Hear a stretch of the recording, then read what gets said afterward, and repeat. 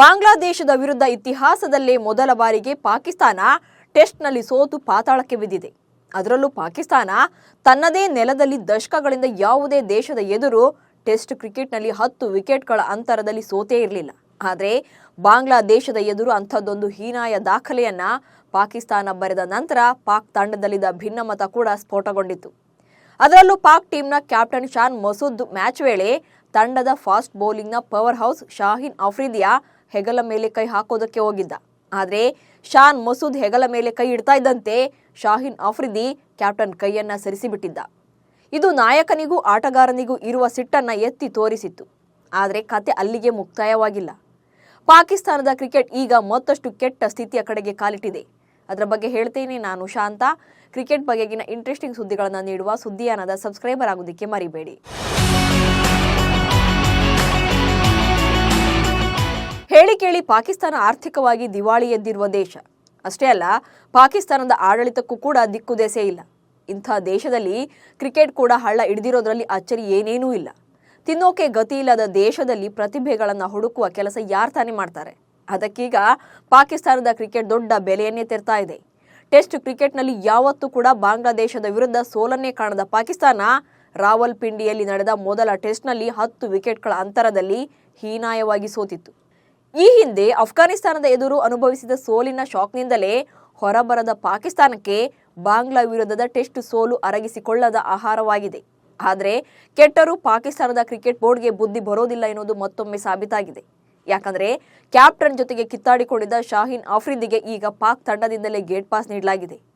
ಬಾಂಗ್ಲಾದೇಶ ವಿರುದ್ಧದ 2ನೇ ಟೆಸ್ಟ್ಗೆ ಮಾಜಿ ನಾಯಕ ಹಾಗೂ ತಂಡದ ವೇಗದ ಬೌಲಿಂಗ್ ದಾಳಿಯನ್ನ ಮುನ್ನಡೆಸುವ ಶಾಹೀನ್ ಅಫ್ರಿದಿಯನ್ನ ತಂಡದಿಂದ ಹೊರಗಿಡಲಾಗಿದೆ. ಆದರೆ ಇದಕ್ಕೆ ಯಾವುದೇ ಕಾರಣವನ್ನ ಪಾಕ್ ಟೀಮ್ ಮ್ಯಾನೇಜ್ಮೆಂಟ್ ನೀಡಿಲ್ಲ.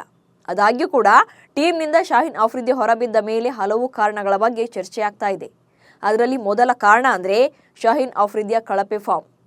ಮೊದಲ ಟೆಸ್ಟ್ನಲ್ಲಿ ಪಾಕಿಸ್ತಾನ ತಂಡ ತನ್ನ ವೇಗದ ಬೌಲರ್ಗಳನ್ನು ನೆಚ್ಚಿಕೊಂಡಿತ್ತು. ಹೀಗಾಗಿ 4 ವೇಗದ ಬೌಲರ್ಗಳನ್ನು ಕಣಕ್ಕಿಳಿಸಿತ್ತು. ಪಿಚ್ಚನ್ನು ವೇಗಿಗಳಿಗೆ ನೆರವಾಗುವಂತೆ ಸಿದ್ಧಪಡಿಸಿದ್ದ ಕಾರಣಕ್ಕೆ ಮಾಜಿ ನಾಯಕ ಶಾಹೀನ್ ಅಫ್ರಿದಿ ಮೇಲೆ ಸಾಕಷ್ಟು ನಿರೀಕ್ಷೆಗಳಿದ್ವು. ಆದರೆ ಅಫ್ರಿದಿಗೆ ಯಾವುದೇ ಪ್ರಭಾವ ಬೀರೋಕೆ ಸಾಧ್ಯವಾಗಲೇ ಇಲ್ಲ. ಹೊಸ ಚೆಂಡನ್ನು ಸ್ವಿಂಗ್ ಮಾಡುವಲ್ಲಿ ಹೆಸರುವಾಸಿಯಾಗಿರುವ ಶಾಹೀನ್ ಮೊದಲ ಪಂದ್ಯದಲ್ಲಿ ಅಂತಹ ಯಾವುದೇ ಕರಾಮತನ್ನು ತೋರಿಸಲೇ ಇಲ್ಲ. ಅಲ್ಲದೆ ಅವರ ವೇಗ ತುಂಬಾ ಕಡಿಮೆಯಾಗಿತ್ತು.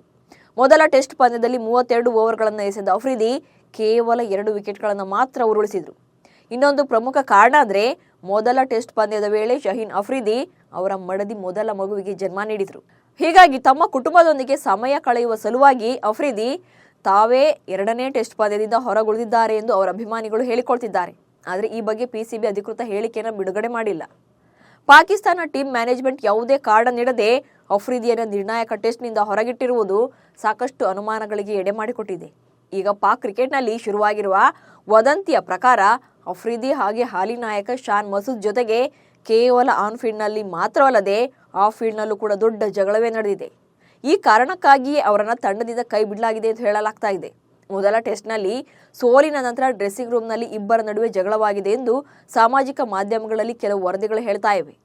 ಆದರೆ ಈ ಎಲ್ಲ ವದಂತಿಗಳ ನಡುವೆ ಕೋಚ್ ಜೇಸನ್ ಗಿಲ್ಲೆಸ್ಪಿ ಅಫ್ರಿದಿಯನ್ನು ತಂಡದಿಂದ ಹೊರಗಿಟ್ಟಿದ್ದರ ಬಗ್ಗೆ ಬೇರೆಯೇ ಸಬೂಬು ನೀಡಿದ್ದಾರೆ. ಅಫ್ರಿದಿ ಬಗ್ಗೆ ಮಾತನಾಡಿರುವ ಜೇಸನ್, ಇದೊಂದು ಟೀಮ್ನ ರಣತಂತ್ರಕ್ಕೆ ಸಂಬಂಧಿಸಿದ ನಿರ್ಧಾರ. ಕೂಲಂಕಷವಾಗಿ ಪರಿಶೀಲನೆ ಮಾಡಿ ಈ ನಿರ್ಧಾರವನ್ನು ತೆಗೆದುಕೊಳ್ಳಲಾಗಿದೆ.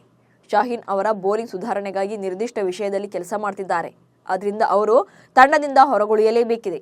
ಅವರು ಪಾಕಿಸ್ತಾನದ ಪರವಾಗಿ ಎಲ್ಲ 3 ಫಾರ್ಮೆಟ್ಗಳ ಕ್ರಿಕೆಟ್ನಲ್ಲೂ ಕೂಡ ಆಡ್ತಾ ಇದ್ದಾರೆ. ಹೀಗಾಗಿ ಅವರಿಗೆ ವಿಶ್ರಾಂತಿ ನೀಡೋಕೆ ಬಯಸಿದ್ದೇವೆ. ಅಲ್ಲದೆ ಈ ಬಗ್ಗೆ ನಾನು ಶಾಹೀನ್ ಜೊತೆ ಮಾತನಾಡಿದ್ದು ಈ ನಿರ್ಧಾರದ ಹಿಂದಿನ ತಾರ್ಕಿಕತೆಯನ್ನು ಅವರು ಸಂಪೂರ್ಣವಾಗಿ ಅರ್ಥ ಮಾಡಿಕೊಳ್ತಾರೆ ಎಂದು ಭಾವಿಸ್ತೇನೆ ಎಂದಿದ್ದಾರೆ. ಕಳಪೆ ಫಾರ್ಮ್ನಲ್ಲಿರುವ ವಾಸ್ತವವಾಗಿ ಶಾಹೀನ್ ಅಫ್ರಿದಿ 2023ರ ಜುಲೈನಲ್ಲಿ ಮೊಣಕಾಲಿನ ಗಾಯದಿಂದ ಚೇತರಿಸಿಕೊಂಡು ತಂಡವನ್ನು ಸೇರ್ಕೊಂಡಿದ್ರು. ಅಂದಿನಿಂದ ಅವರು 10 ಇನ್ನಿಂಗ್ಸ್ಗಳಲ್ಲಿ ಕೇವಲ 16 ವಿಕೆಟ್ಗಳನ್ನು ಮಾತ್ರ ಪಡ್ಕೊಂಡಿದ್ದಾರೆ. ಇದಲ್ಲದೆ ಬಾಂಗ್ಲಾ ವಿರುದ್ಧದ ಮೊದಲ ಟೆಸ್ಟ್ನಲ್ಲಿ ಅವರು ಕೇವಲ 2 ವಿಕೆಟ್ಗಳನ್ನು ಮಾತ್ರ ಪಡೆದಿದ್ರು. ಹೀಗಾಗಿ ಅವರನ್ನ ತಂಡದಿಂದ ಕೈಬಿಡಲಾಗಿದೆ ಎಂದು ಕೂಡ ಹೇಳಲಾಗ್ತಾ ಇದೆ. ಬಾಬರ್ ಮೇಲೂ ತೂಗುಗತ್ತಿ. ಇದೀಗ 2ನೇ ಟೆಸ್ಟ್ನಿಂದ ಶಾಹೀನ್ ಅವರನ್ನು ಹೊರಗಿಟ್ಟಿರುವ ನಂತರ ಬಾಬರ್ ಅಜಂ ಅವರನ್ನ ತಂಡದಿಂದ ಕೈಬಿಡಲಾಗುವುದು ಎಂಬ ಊಹಾಪೋಹಗಳು ಪ್ರಾರಂಭ ಆಗಿವೆ. ಟೆಸ್ಟ್ನ ಕಳೆದ 14 ಇನ್ನಿಂಗ್ಸ್ಗಳಲ್ಲಿ ಒಂದೇ ಒಂದು ಶತಕ ಅಥವಾ ಅರ್ಧ ಶತಕವನ್ನು ಗಳಿಸೋಕೆ ಬಾಬರ್ಗೆ ಸಾಧ್ಯ ಆಗಿಲ್ಲ. ಈ 14 ಇನ್ನಿಂಗ್ಸ್ಗಳಲ್ಲಿ ಕೇವಲ 161 ರನ್ ಗಳಿಸಲಷ್ಟೇ ಶಕ್ತವಾಗಿರುವ ಬಾಬರ್ ಬಾಂಗ್ಲಾ ವಿರುದ್ಧದ ಮೊದಲ ಪಂದ್ಯದಲ್ಲಿ ಕೇವಲ 22 ರನ್ ಮಾತ್ರ ಕಲೆ ಹಾಕಿದ್ರು. ಇದರಲ್ಲಿ ಮೊದಲ ಇನ್ನಿಂಗ್ಸ್ನಲ್ಲಿ ಶೂನ್ಯಕ್ಕೆ ವಿಕೆಟ್ ಒಪ್ಪಿಸಿದ್ದ ಬಾಬರ್ ಎರಡನೇ ಇನ್ನಿಂಗ್ಸ್ನಲ್ಲಿ 22 ರನ್ ಹೊಡೆದಿದ್ರು. ಇದೇ ಕಾರಣದಿಂದ ಬಾಬರ್ಗೂ ಕೂಡ ಟೆಸ್ಟ್ ಟೀಮ್ನಿಂದ ಗೇಟ್ ಪಾಸ್ ಕೊಡ್ತಾರೆ ಎಂದು ಹೇಳಲಾಗ್ತಾ ಇದೆ.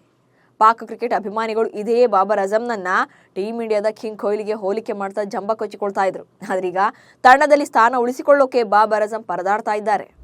ಪಾಕ್ ಕ್ರಿಕೆಟ್ ಕೆಡಿಸಿತಾ ಪಿಸಿಬಿ. ಪಾಕಿಸ್ತಾನ ಕ್ರಿಕೆಟ್ ಟೀಮ್ ಯಾವತ್ತೂ ಕೂಡ ಈಗಿನಷ್ಟು ಕೆಟ್ಟ ಪರಿಸ್ಥಿತಿಗೆ ತಲುಪೇ ಇರಲಿಲ್ಲ. ಸದ್ಯ ಪ್ರಪಂಚದ ಪಾಲಿಗೆ ಪಾಕಿಸ್ತಾನ ಉಗ್ರರ ತವರು ಮನೆಯಾಗಿದೆ.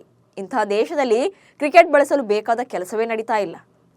ಮುಲ್ತಾನ್ನ ಗಲ್ಲಿಗಳಲ್ಲಿ ಕ್ರಿಕೆಟ್ ಆಡ್ತಾ ಮುಲ್ತಾನ್ನ ಸುಲ್ತಾನ್ ಆದ ಇಂಜಮಾಮ್ ಉಲ್ ಹಕ್ರಂತಹ ಬ್ಯಾಟ್ಸ್ಮನ್ಗಳು ಈಗ ಪಾಕ್ ಕ್ರಿಕೆಟ್ನಲ್ಲಿಲ್ಲ. ಇನ್ನು ಇಮ್ರಾನ್ ಖಾನ್, ವಸೀಂ ಅಕ್ರಮ್ ಮಾದರಿಯ ಫಾಸ್ಟ್ ಬೌಲರ್ಗಳು, ಕ್ರಿಕೆಟ್ನ ಪರಿಸ್ಥಿತಿ ನೋಡಿಕೊಂಡು ಬೌಲಿಂಗ್ನಲ್ಲಿ ವೇರಿಯೇಷನ್ ಮಾಡುವ ಆಟಗಾರರು ಪಾಕ್ ಟೀಮ್ಗೆ ಸಿಗ್ತಾನೇ ಇಲ್ಲ. ಇದೆಲ್ಲದರ ಪರಿಣಾಮವಾಗಿಯೇ ಪಾಕ್ ಟೀಮ್ ದಿನೇ ದಿನೇ ಪಾತಾಳಕ್ಕೆ ಬೀಳ್ತಾ ಇದೆ. ಏನೇ ಹೇಳಿ, ಪಾಕ್ ಟೀಮ್ ವೀಕ್ ಆದರೆ ಕ್ರಿಕೆಟ್ನ ಮಜಾ ಸ್ವಲ್ಪ ಕಡಿಮೆ ಆಗುತ್ತೆ. ಯಾಕಂದ್ರೆ ಪಾಕ್ ಟೀಮ್ ಸ್ಟ್ರಾಂಗ್ ಆಗಿದ್ದಾಗ ಅದನ್ನ ಟೀಮ್ ಇಂಡಿಯಾ ಸೋಲಿಸುವಾಗ ಸಿಗುವ ಮಜಾನೇ ಬೇರೆ. ಇದಕ್ಕಾಗಿಯೇ ಭಾರತ ಪಾಕ್ ಮ್ಯಾಚ್ ಅಂದ್ರೆ 1996ರ ವರ್ಲ್ಡ್ ಕಪ್ನಲ್ಲಿ ಪಾಕ್ ತಂಡವನ್ನ ಬೆಂಗಳೂರಿನ ಚಿನ್ನಸ್ವಾಮಿ ಸ್ಟೇಡಿಯಂನಲ್ಲಿ ಸೋಲಿಸಿದ್ದೇ ನೆನಪಾಗುತ್ತೆ. ಅದನ್ನ ಬಿಟ್ರೆ 1999ರ ವರ್ಲ್ಡ್ ಕಪ್ ಹಾಗೆ 2003ರ ವರ್ಲ್ಡ್ ಕಪ್ನಲ್ಲೂ ಕೂಡ ಭಾರತ ತಂಡ ಪಾಕ್ನ ಬಲಿಷ್ಠ ತಂಡವನ್ನೇ ಕೆಡವಿ ಹಾಕಿತ್ತು. 2007ರಲ್ಲಿ T20 ವರ್ಲ್ಡ್ ಕಪ್ ಗೆದ್ದಾಗಲೂ ಕೂಡ ಫೈನಲ್ನಲ್ಲಿ ಪಾಕಿಸ್ತಾನವನ್ನ ಮಣ್ಣು ಮುಕ್ಕಿಸಿಯೇ ಗೆದ್ದು ಬೀಗಿತ್ತು. ಕ್ರಿಕೆಟ್ನ ಮಜಾ ಪಡೆಯೋದಿಕ್ಕಾದ್ರೂ ಪಾಕ್ ಟೀಮ್ ಸುಧಾರಿಸಲಿ ಅನ್ನೋದೇ ಕ್ರಿಕೆಟ್ ಅಭಿಮಾನಿಗಳ ಆಶಯ. ನಮಸ್ಕಾರ.